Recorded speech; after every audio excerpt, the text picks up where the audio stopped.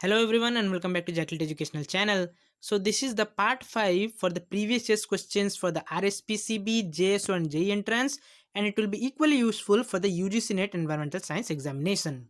So without wasting much time, let's get started. So before proceeding for the questions, I would like to say that if you haven't checked the previous lessons, the complete playlist link is given in the description. And if you're not able to click the playlist, then you can go to the channel playlist section and choose the RSPCB playlist.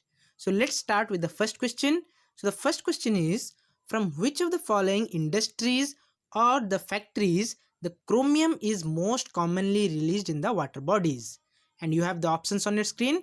So I'll wait for certain seconds, then I will reveal the correct answer.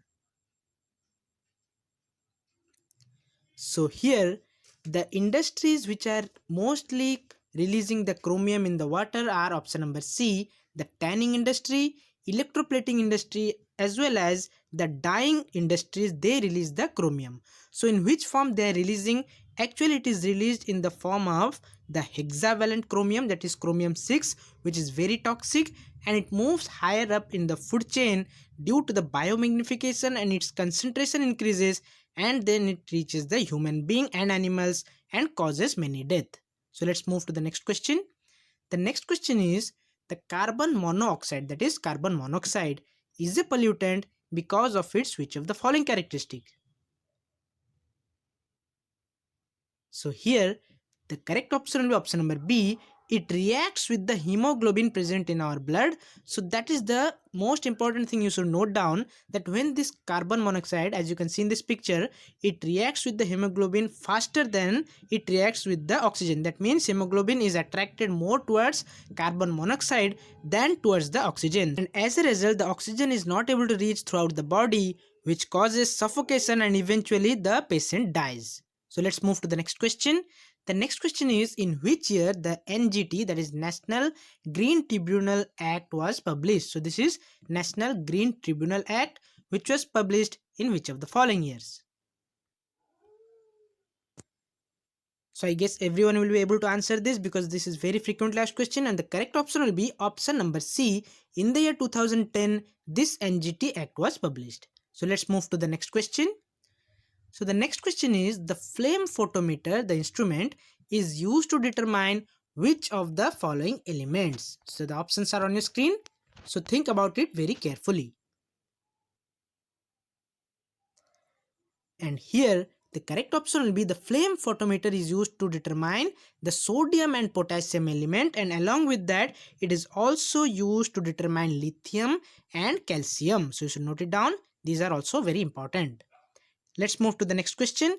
The next question is very critical. So the question is, the following chemical is not a disinfecting agent. So you have to analyze the question very sincerely. And here the correct option will be option number D, alum. Yes, most of you will be confused because it is asking about disinfecting agent. It is not telling that disinfecting the water or skin. So the bromine is used to disinfect water, chlorine is also used to disinfect water, and iodine is used to disinfect the infected skin from the infection from the bacteria. But the alum, which is used to not disinfect the water but to, it is used as an flocculant. It is used to remove the turbidity of the water. So this clarifies the water, this cleans the water, it does not disinfect the water. That will be option number D. Alum will be the option which is not disinfecting agent, but it is forming the flocculation or coagulation. Let's move to the next question. So the next question is, the direct exposure to which of these two chemicals that are given in the options is hazardous waste, in hazardous waste, can cause death? Yes, this is very important, you should know.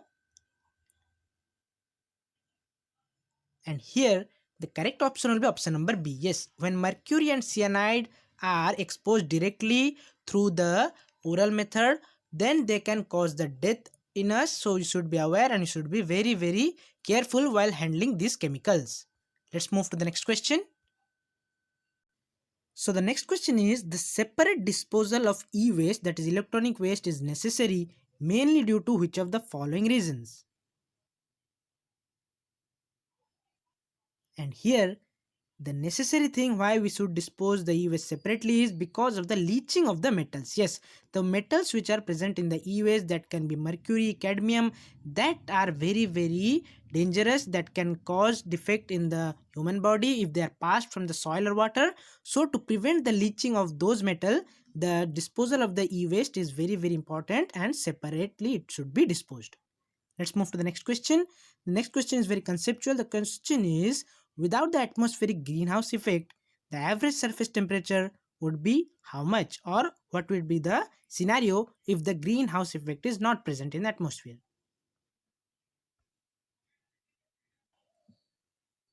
So here, before knowing the answer, we should know what is the greenhouse effect. So there is the layer of greenhouse gases present in atmosphere. So from the earth, when the sun rays are reflected back, then these greenhouse gases which are present, carbon dioxide, methane, they trap this reflected sunlight, and then that makes the earth warmer. So this trapping of heat provides the earth the heat, the temperature. So if this is not present, that is greenhouse effect by the greenhouse gases, here it is mentioned without. So without greenhouse effect, that is without greenhouse gases, the atmosphere will be lower than the present temperature. Yes, because this greenhouse effect only provides the temperature which is suitable for the earth. Let's move to the next question. The next question is, the need of EPA, that is Environmental Protection Agency, was felt in India after which of the following tragedies?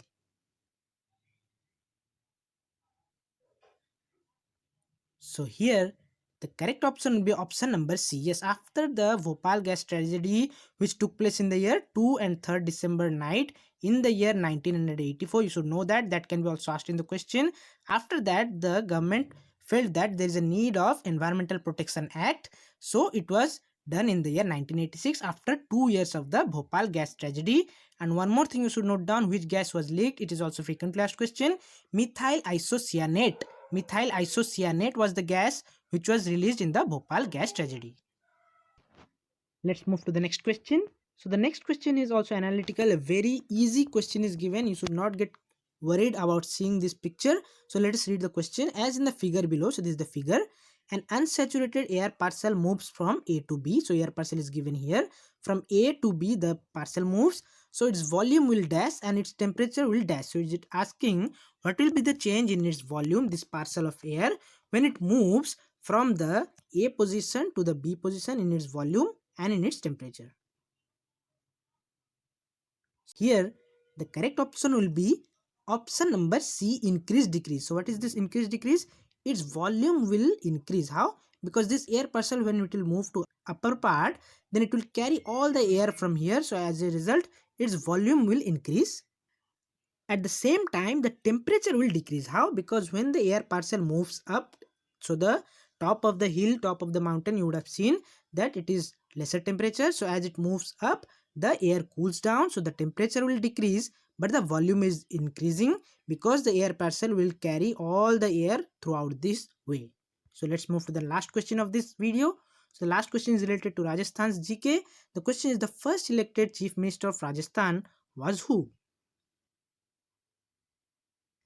And here the correct option will be option number A. Yes, Mr. Hiralal Shastri was the first chief minister of Rajasthan, and he was elected in the year 1949. You should note down. So it also important.